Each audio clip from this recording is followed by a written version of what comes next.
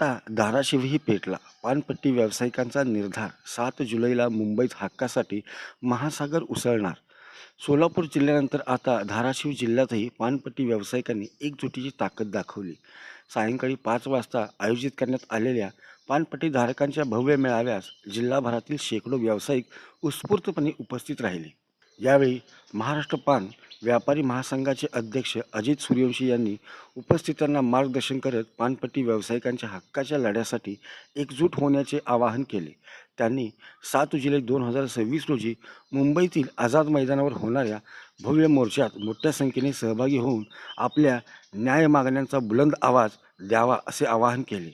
आजचा मेळावा हा केवळ बैठक नसून पानपट्टी व्यावसायिकांच्या स्वाभिमानाच्या आणि अस्तित्वाच्या लढ्याचा निर्धार आहे, अशी भावना उपस्थित व्यावसायिकांनी व्यक्त केली. धाराशिवमधील या उत्स्फूर्त प्रतिसादामुळे आगामी मुंबई मोर्चाला मोठे बळ मिळणार असल्याचे चित्र स्पष्ट झाले आहे.